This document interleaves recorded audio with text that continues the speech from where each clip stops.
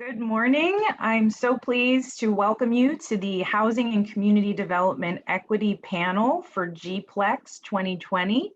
I'm Tina Pagotto from Bethesda Project, and I'm joined this morning by Andre Perry and Anne Fadullon, two incredible experts, and I'm pleased to be the moderator for a lively discussion.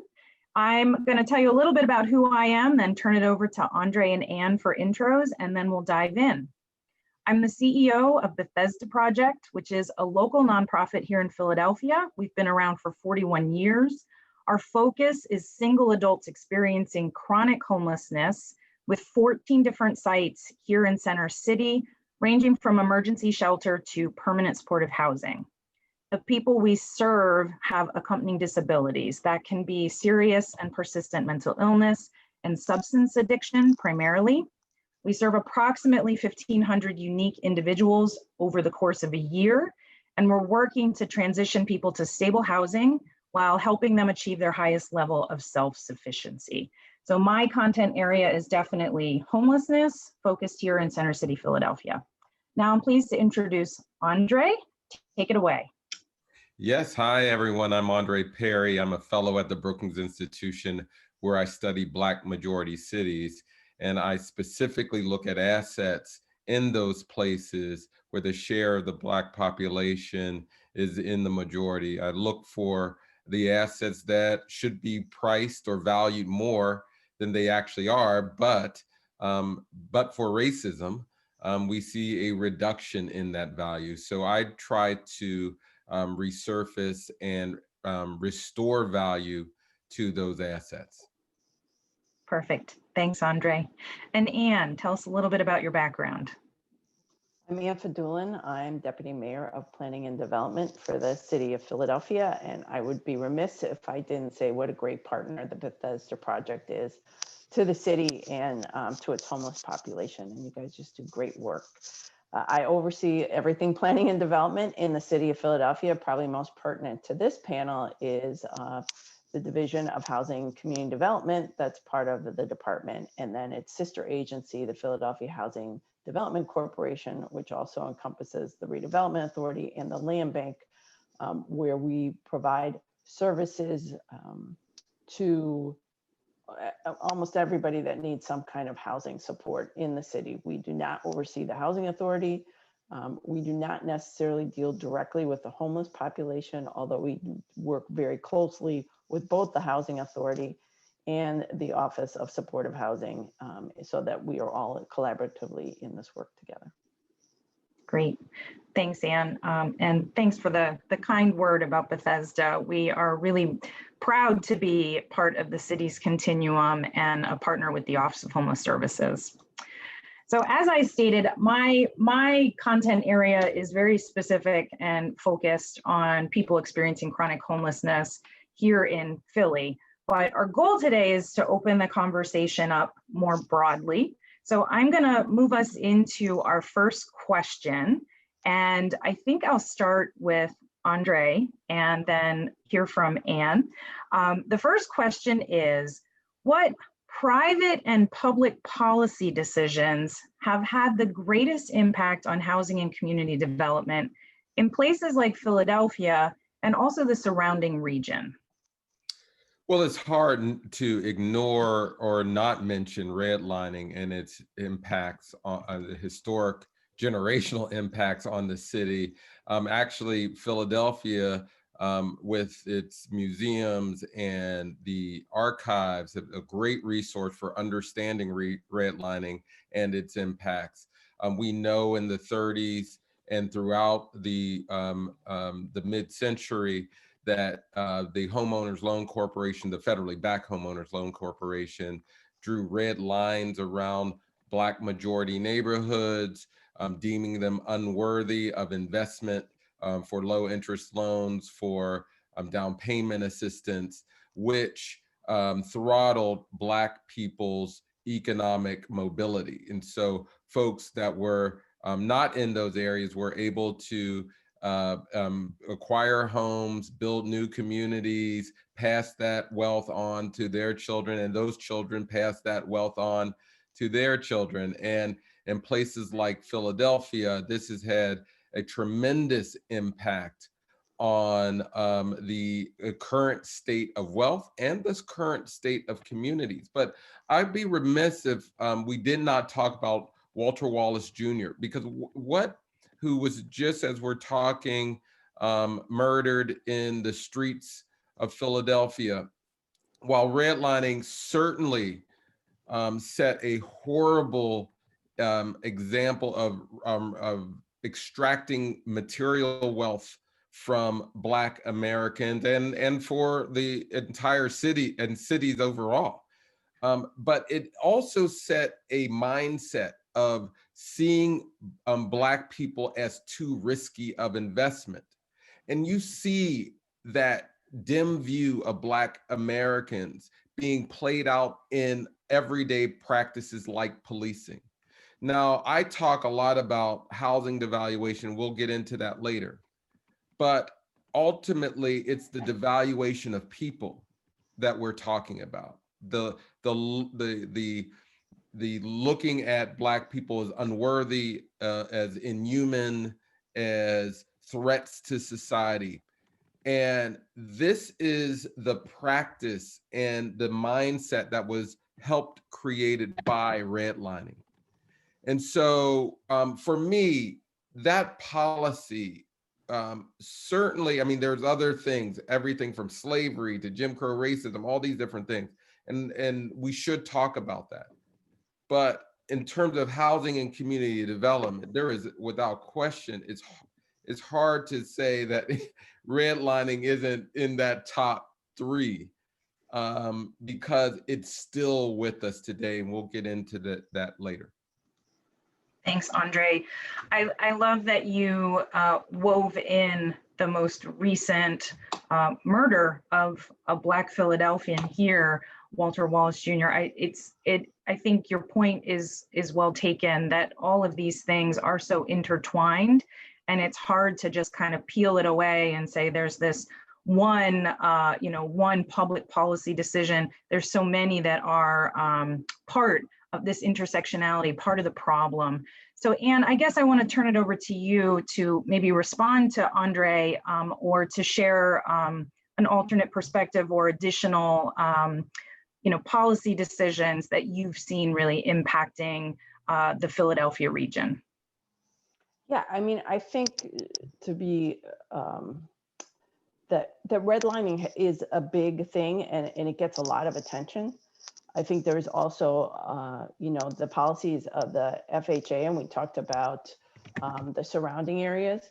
So, what I think folks don't realize oftentimes is not only were folks not able to get the low interest mortgages that were offered through the FHA if you were a person of color or quote unquote non-Caucasian, which was often the language used, is that whole developments that were financed with FHA money. So there was a lot of the development of the suburbs that was financed either at no cost or low cost to developers, but the requirement from the Federal Housing Administration, so the government, was that you could not accept non-Caucasian people into those developments. And further, you had to have deed restrictions that excluded them specifically. So that is a policy of the federal government that said specifically, if you were a non-Caucasian person, you could not participate in low-cost financing or move into certain areas of the city. So I think that was big.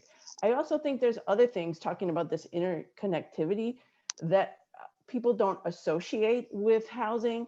The GI Bill, the fact that Black people serving in the armed forces were not able to take advantage of the GI Bill, which what happened was a lot of the white folks then coming out of the Army were able to get educated, able to get better jobs and income, and be able to afford to buy a house. So I think those policies, working together, we talked about Walter Wallace. Think of what this country could have done with all the money it spent on the war on drugs and mass incarceration, if that would have gone into mental health services, job creation, education, housing, all of these policies that are government policies impacted what we're seeing today in the housing market, but also, across so many sectors of our society. Can I jump in here? I want to underscore something that Ann said, or certainly alluded to. While we will certainly point to federal policies, there were certainly a level of complicity at the state and city level. That housing, particularly housing is something that involves federal, state, and local jurisdictions. And so when you're talking about the racial housing covenants, the zoning practices, these were sort of operationalized at the local level. So certainly the federal government had a role. They set some of the rules of the game, but it was certainly operationalized at the local level. So and then supported by other agencies. So we brought up policing. So to enforce it, you see the kind of discriminatory policing that goes along with discriminatory housing. And so this is not just a federal issue. While I am a big proponent of changing federal policy because of the resources, because of the weight of it, we also need to do work at the local level in order to bring equity and justice to communities. I could not agree with it. With Andre said more. I think it's going to have to actually come from the local level and go up, because it's not coming the other way. And I think it's better informed if it comes from the local level, particularly with the participation of these for way too long marginalized communities and populations. So I think this is actually a great lead into our next question. And I really like that you've pointed out not just sort of the federal government's role in this, but then how the state and local and other agencies have been a part of this inequity, developing this inequity. But let's now look at the response to that. So here we are. Can you point to policies that municipal governments have pursued to address some of the impacts of the redlining, the inequities that have developed? What are people doing on the flip side? What kind of policies have been put in place to try and address some of these challenges? So I'll have Ann take that because she's going to bring that Philly level of expertise there. And at the city, I'll just be honest. I think we've got work to do in that regard. I think these are things that have been in place for such a long time that not only are they systemic, but as Andre's done a great job of pointing out, they're in the psyche, right? They're embedded in our psyche. And one of our biggest issues is people don't think it's them. And I love that Andre used the word complicity. I think particularly in the North, and in a city like Philadelphia, that's seen as, one of the first that was supposedly, a free state, and all of that, is how complicit we really were in a lot of the discrimination that occurred and is still occurring today. I think we've been trying to push and say we need much, we really need to pay attention to zoning policy. I firmly believe that exclusionary zoning is today's redlining, and we're seeing it happen. We're seeing it continue to happen in our city. Everybody wants to, and I know you probably see this, Tina, everybody wants us to deal with the homeless and house them. As soon as you say, great, I've got the biggest pot of resources in the world, and I'm gonna house these homeless, where would you like me to put them in your community? What? I want you to take care of it, but I don't want it to be in my neighborhood, in my community. Well, if it's in nobody's neighborhood and nobody's community, guess what? And it's not just homeless, right? It's across, it's mental health. It's even low income housing. Even if low income housing, those folks have the same income as other folks in that community, they're like, I don't want to see that near me. And so I think there's just all this stigma still attached to, again, as Andre pointed out, sort of this less than or other stigma that we are attaching to certain populations in our communities that we still need to overcome. And we really need to push policies that are much, much more inclusive. We need to dedicate our resources into the right issues and in the right service areas. And I think it's something that we still struggle with, because although we speak to it, we often see in communities that their actions say something different. Now, I'll just briefly just add a little. Certainly, the Fair Housing Act and things like Dodd-Frank try to address some of these issues, but at the core, we still many of the heirlooms of the past are still with us, and particularly Anne pointed out something that is absolutely clear. Single family zoning practices that were used in the past are still with us, that were used to essentially thwart people from moving in, thwart increased density, affordability, all those things that for some folks living in certain neighborhood are code words for Black people moving in. And so we still have a lot of work to do on the policy side, because again, the federal government can set a bar, but if you don't have local governments really picking it up with innovation, with change, you're going to see limitations to that federal policy. Thank Yeah. you. I think that's such an important point, and we don't have time to get into the not so coded messages coming out of the federal government at the top right now. But yeah, I mean, the challenge is very real, and while it might be coded locally, it's certainly not as coded as it used to be. So we're going to now move into some specific questions for each of you. Andre, we're going to start with you again. Our focus this year is racial equity, looking at effects of systemic racism and working to design solutions. How much do you think Black-owned property has devalued in Philadelphia? And what specifically do you think we can do to mitigate those losses? Yeah, you use that word devalue. I'll give a little bit of explanation of what that means. Part of my book, Know Your Price, Valuing Black Lives and Property in America's Black Cities, I looked at home prices in Black majority neighborhoods where the share of the Black population is greater than 50%. I compared those home prices to areas that the share of the Black population is less than 1%, essentially white communities.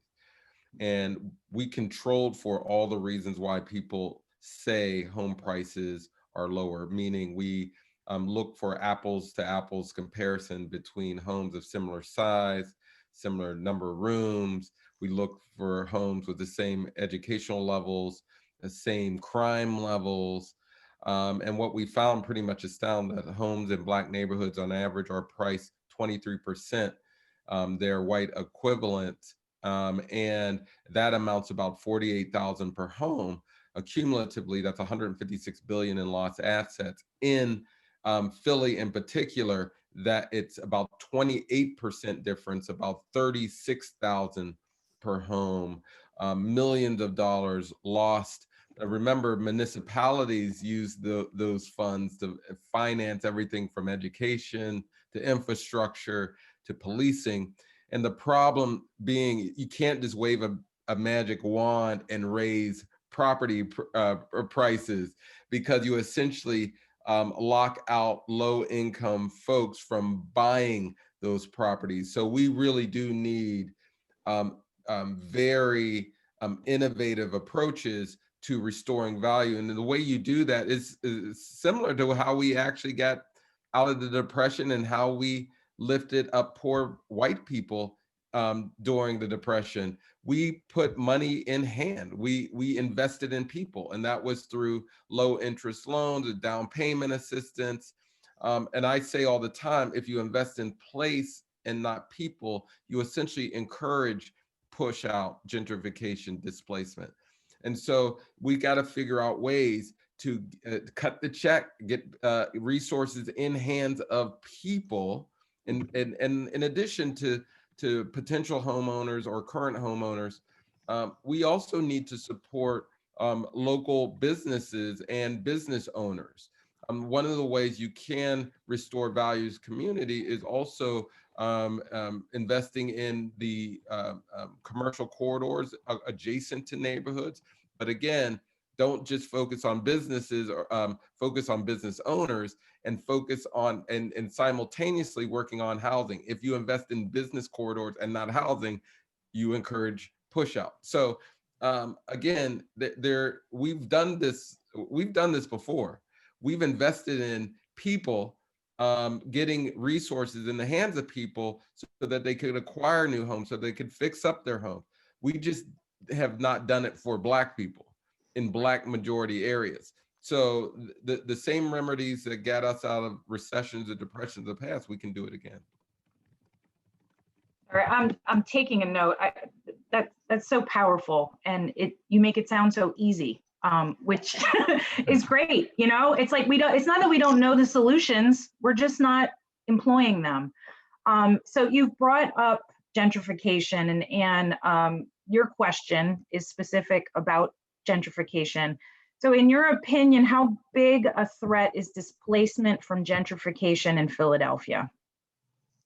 So I really think that depends on where you are. I think Andre makes a great point about investing in place, right? There's certain places in Philadelphia where there's been significant investment, and we definitely see displacement occurring. I don't think it's a surprise to folks that are familiar to Philadelphia, you know, Graduate Hospital area, Point Breeze, excuse me, all of those areas that, again, to Andre's point, were devalued when they were populated by Black people.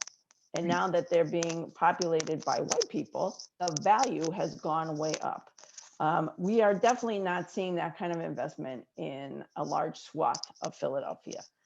That doesn't mean that over time we wouldn't trend that way. And I think, you know, the sort of issue for cities oftentimes is, okay, we need to grow our tax base to provide all these services, but you want to make sure that you're taking care of your existing residents and not pushing them out.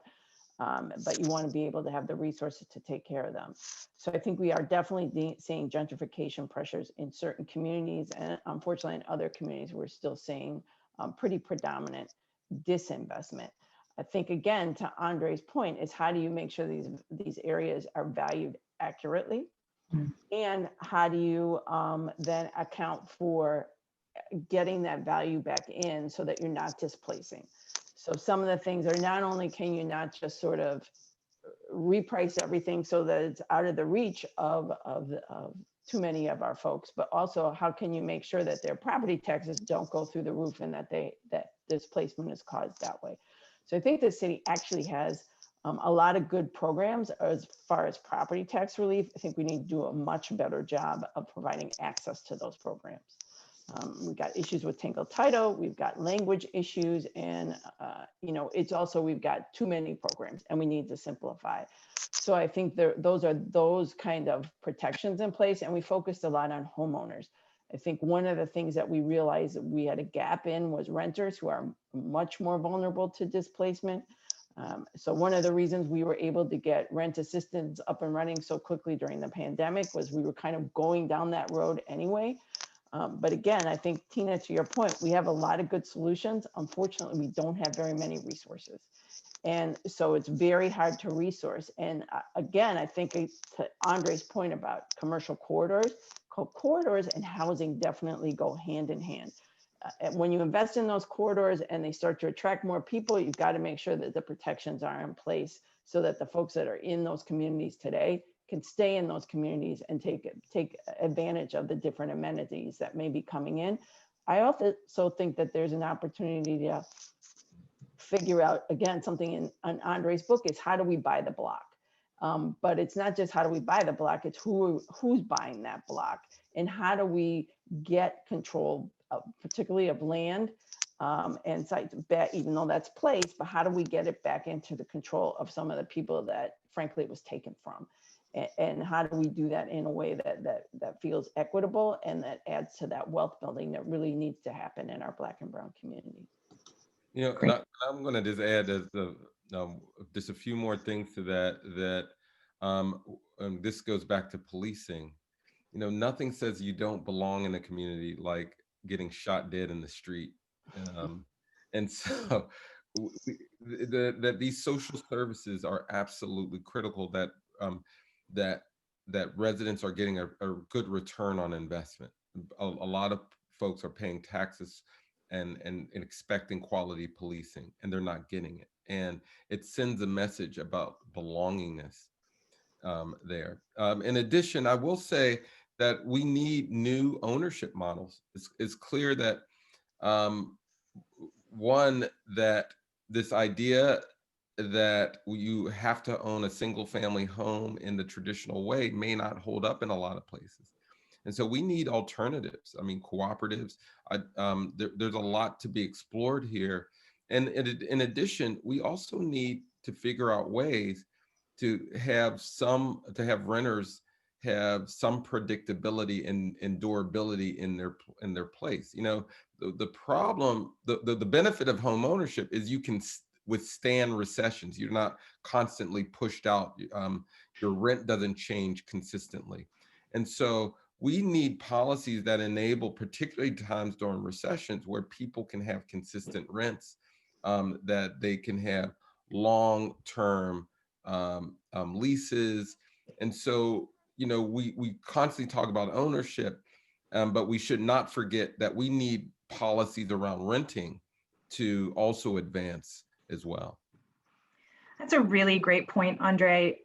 So one of the questions that was posed to me was, looking at homelessness in Philadelphia and the recent attention, what I think are the biggest challenges to overcoming the housing crisis. And you just tuned into something that is part of my rhetoric.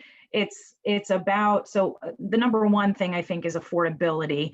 We just don't have enough affordable housing. And as we're developing as a city, we're developing these high rent homes and displacing people from neighborhoods. But really, it's about when working with people who are extremely vulnerable, who have had trauma, there's not a one size fits all approach in working with people who are homeless. And it comes down to housing stock and looking at the diversified housing stock with type and location. And it's not this one size fits all that's going to work for everyone. And how to make sure that once someone is in, they can remain there and continue to get the supports that they need to remain stable in their living situation and not worry that next year the rent is going to reach a new height and they're going to be pushed out. So it's, and from my perspective, we're only seeing the numbers grow as a result of COVID, and there's so much uncertainty, and the effects are going to continue with no clear timeline for recovery of what it'll take for people to again feel stable. So it's a very complicated problem, but the solutions don't need to be as complicated. We know what works. It's a matter of finding the resources. Yeah, I think that you raised a great point. I just have to say about having a variety of unit types. One is, we talk about this all the time. If you call it shared housing and you're moving in millennials, it's really cool. But if you call group home and you're moving in low income people or homeless people, then it's like, that can't happen. And this idea that the only way you can access our housing market is to be in a 3-bedroom, 1.5 bath house, that's ridiculous. I don't think any of us access the housing market that way. And that we're sort of taking choices away from people or options away doesn't make any sense. And we need to have many more options on the table. I will just also say this, in Philadelphia, we're still trying to look at this data, but probably around 65-70% of our affordable housing rental stock is actually provided by very small landlords. And so, we talk about units aren't affordable, but we also have such low incomes that what people can afford is not even enough to actually support the operation of these units, right? People have to pay taxes and keep the utilities on and pay their mortgages and all those things. And so we really have a disconnect. And and we can fill that gap in two ways. Either we can provide people direct assistance to help them pay their rent, like food stamps, right? Everybody should get it if you qualify, or we can raise people's incomes. And to say that our minimum wage is $7.25 an hour it's deplorable. That's ridiculous. And we know, for example, in Philadelphia, to afford a unit that was $1,000 in rent, you need to make over $19 an hour. And we're trying to get to $12 or $15. You need to make over $19 an hour as a single person. We really have to have that income discussion as well. I'll just add one thing, because that's such an important point, that wage discrimination, wage suppression enables some people to buy large swaths of land and property, while at the same time making it more difficult for people to rent. And it's a form of control. I mean, at some point we need for people to be paid fairly, because if folks aren't getting a decent wage, there is no affordable housing. I mean, there cannot be.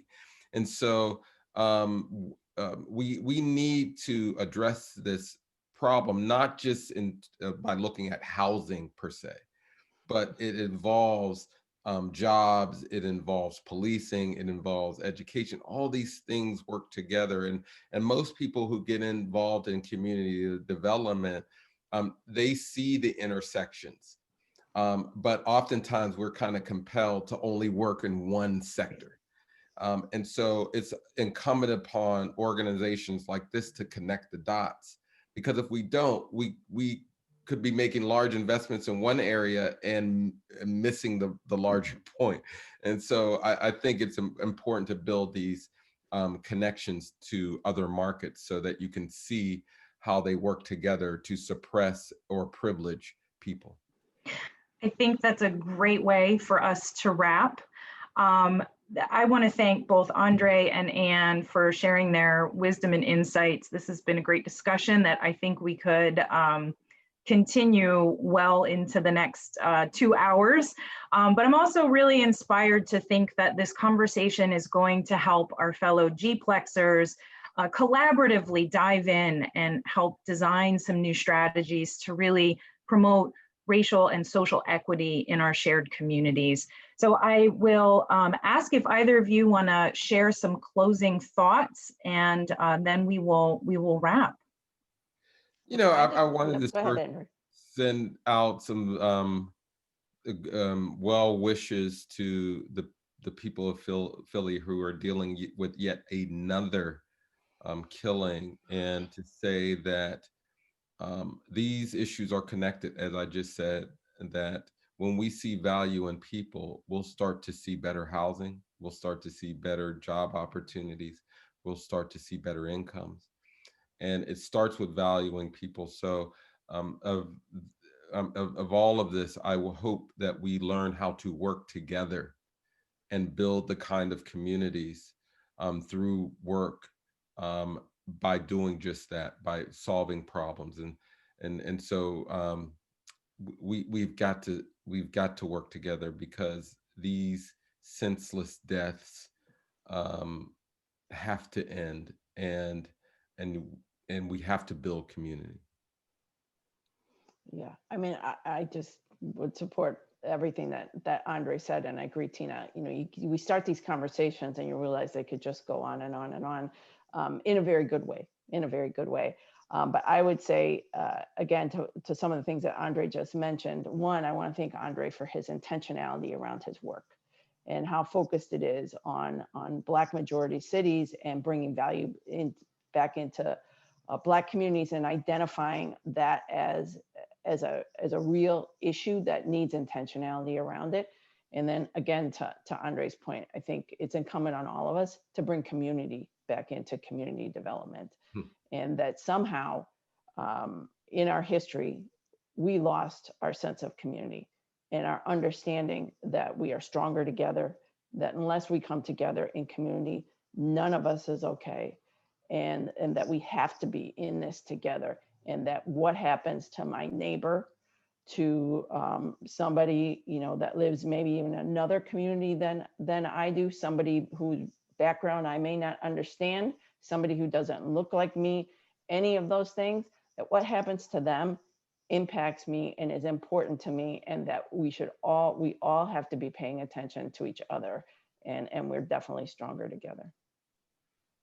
That's a great way to end. Our community challenges require community solutions. And it's been an honor to spend some time with the two of you this morning talking about this. And I hope that our fellow G-Plexers are inspired and can help us make a better tomorrow. So thank you. Great, thank you. Thank you.